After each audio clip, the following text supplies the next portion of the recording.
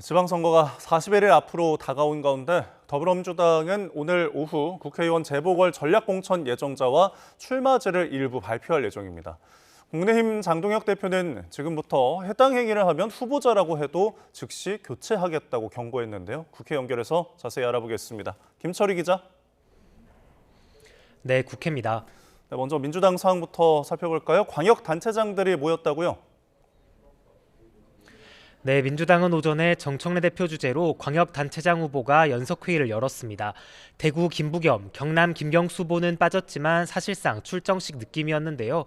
후보자들은 미리 준비된 지도에 각자의 지역을 붙이는 퍼포먼스를 진행하며 윤석열 지방정권 심판을 외쳤습니다.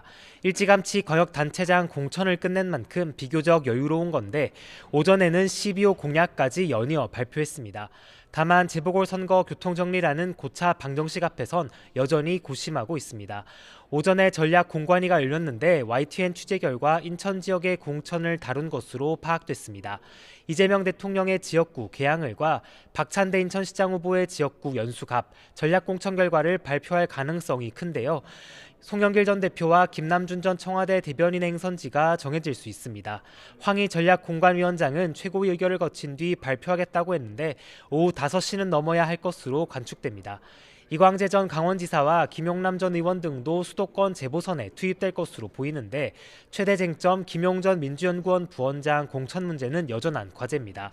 김 전 부원장은 오늘 아침 라디오에서 당내에서 자신의 출마를 반대하는 건 조승래 사무총장과 김영진 의원 둘뿐이지만 공개 찬성한 의원은 23명이라고 강조했습니다.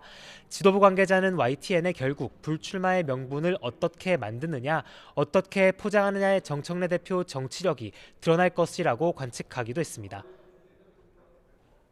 네, 국민의힘은 장동혁 대표에 대한 사퇴 압박이 강해지고 있는데 정면 돌파를 선택했죠? 네, 장 대표를 향한 거취 압박은 오늘도 계속됐습니다. 대구시장 공천에서 배제된 주호영 의원이 불출마를 선언하며 장 대표를 향해 제발 나아가고 물러날 때를 알기 바란다며 또 사퇴를 촉구한 겁니다. 하지만 장동혁 대표는 오늘 아침 최고위에서 지금은 민주당과 싸워야 할 시간 아니냐며 기강이 무너진 군대로는 전투에서 절대 이길 수 없다고 강조했습니다. 그러면서 지금부터 발생하는 해당 행위에 대해선 강력하게 조치할 것이고 그 대상이 후보자라면 즉시 교체하겠다고 경고했습니다.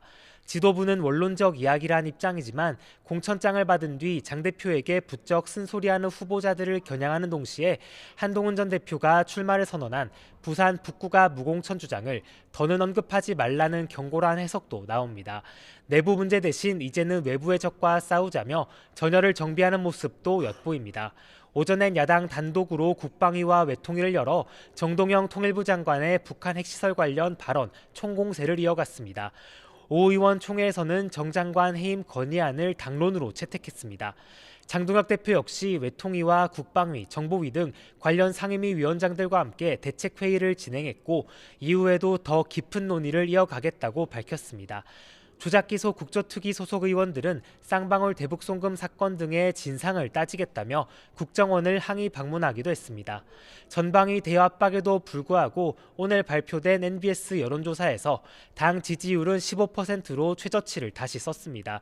국민의힘 당명을 쓴 이후 가장 낮은 수치로 대구 경북을 포함한 전 지역에서 민주당의 열세였습니다. 지금까지 국회에서 전해드렸습니다.